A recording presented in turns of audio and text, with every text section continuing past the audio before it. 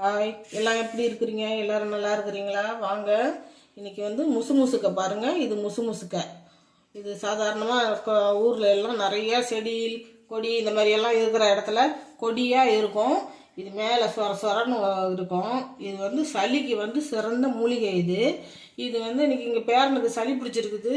அதனால தொண்டையெல்லாம் வலிக்குதுன்னு சொன்னால், நெஞ்சில் சளி இருக்குது, நுரையீரலில் இருக்கிற சளியெல்லாம் எடுக்கிற ஒரு மூலிகை இது இன்றைக்கி பறிச்சுக்கிட்டு வந்து இன்றைக்கி ஒரு அடை செய்ய போகிறேன். பாருங்கள், இவ்வளோ இலை பறிச்சுக்கிட்டு வந்துருக்குறேன்.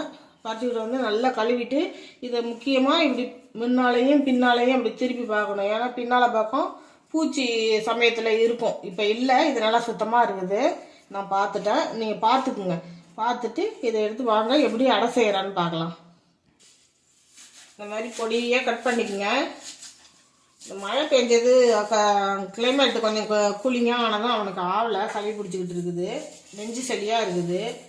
இது நீங்கள் வந்து சின்ன பிள்ளைங்களுக்கு கூட அதாவது ரொம்ப குழந்தைங்களுக்கு வேணாம், ஒரு 6-7 மாதத்துக்கு அப்புறம் இந்த குழந்தைங்களுக்கு வந்து இந்த இலையை பறித்து இது கூட வந்து துளசி இலை 2, குப்பமேனி கொஞ்சம் இதெல்லாம் வச்சு அப்படியே கஷாயமாக நல்லா கொதிக்க வச்சு சாறு இறக்கி ஒரு பாலாடை போடலாம். ஒரு வயசு 1.5 வயசுக்கு மேலே இருந்தால் ஒரு 1.5 பாலாடை போடலாம். 4-5 மாதம் பிள்ளைங்களுக்கெல்லாம் போடக்கூடாது. கொஞ்சம் வளர்ந்த பிள்ளைங்களுக்கு ஒரு 1/4 டம்ளர் 1/2 டம்ளர் கொடுக்கலாம்.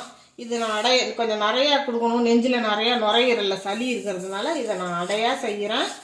வாங்க, இந்த மாதிரி பொடியாக கட் பண்ணிக்கோங்க. அலசிட்டு நல்லா அலசிட்டு வந்துட்டு வச்சுட்டேன் வச்சுக்கலாம்.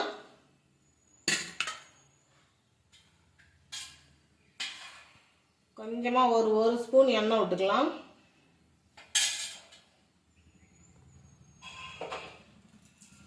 ஒரு ஸ்பூன் கடலைப்பருப்பு, 1 ஸ்பூன் உளுத்தம்பருப்பு எடுத்து வச்சுருக்கேன். அதை இது கூட சேர்த்துக்குவோம். நல்லா மென்று சாப்பிடும்போது நல்லா டேஸ்ட்டாக இருக்கும். அதுக்கு தான் இது எல்லாமே செய்யலாம். வெறும் வெங்காயம் மட்டும் போட்டு இதெல்லாம் போட்டு சாப்பிட்டோம்னா நல்லா கொஞ்சம் மென்று சாப்பிட்றதுக்கு நல்லாயிருக்கும். 2 வரமிளகாய் கிள்ளி போட்டுக்குவோம்.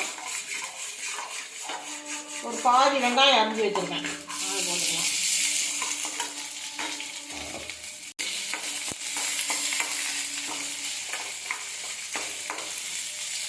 இந்தளவுக்கு வெங்காயம் வதங்கினா போதும்.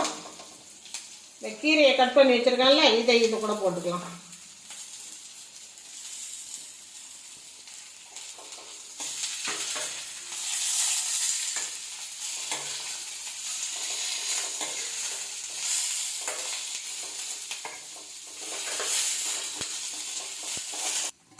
ஒரு சின்ன டம்ளரில் கேழ்வரகு மாவு எடுத்து வச்சுருக்கேன். உங்கள்கிட்ட கேழ்வரகு மாவு இல்லைன்னா நீங்கள் அரிசி மாவில் கூட செஞ்சுக்கலாம். அவனுக்கு மட்டும்தான் செய்ய போகிறேன், அதனால் கொஞ்சமாக கேழ்வரகு மாவு எடுத்துருக்குறேன். அது கூட வதக்கி வச்சோம்ல, இதை எடுத்து இது கூட கலந்துக்கலாம்.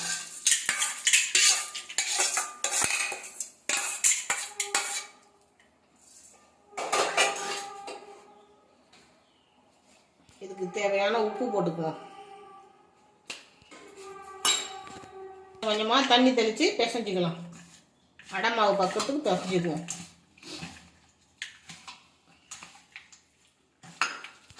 தோசைக்கல் அடுப்பில் வச்சுட்டேன். கொஞ்சமாக எண்ணெய் தடவிக்கலாம்.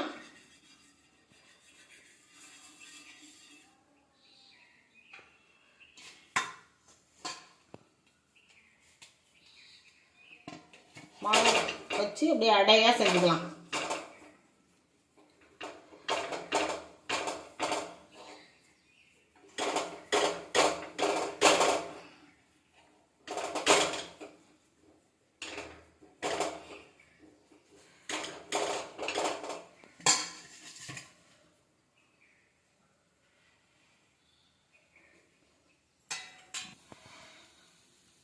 சுற்றி அப்படியே எண்ணெய் விட்டுக்கலாம்.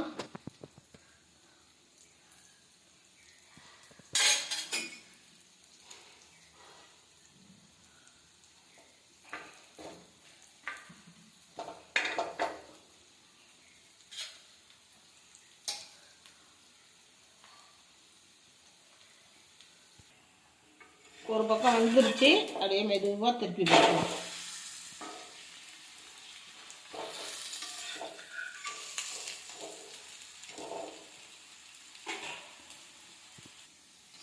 பாருங்கள், அடை நல்லா வெந்துடுச்சு. இப்போ எடுத்துக்கலாம். பாருங்கள், சூப்பரான முசுமுசுக்க கீரையில் செஞ்ச அடை ரெடி ஆகிடுச்சு. இது எந்த ஒரு வாசனையும் வராது, ஒரு எதுவுமே இருக்காது, டேஸ்ட்டாகவே இருக்கும் செஞ்சு சாப்பிட்றதுக்கு.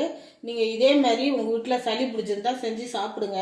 அந்த நுரையீரலில் உள்ள சளி பூரா வந்துடும். இந்த மாதிரி செஞ்சு சாப்பிட்டு பாருங்கள். சாப்பிட்டு பார்த்துட்டு என் வீடியோ பிடிச்சிருந்தா வீடியோவுக்கு ஒரு கமெண்ட் பண்ணுங்கள், லைக் பண்ணுங்கள், ஷேர் பண்ணுங்கள், சப்ஸ்கிரைப் பண்ணுங்கள்.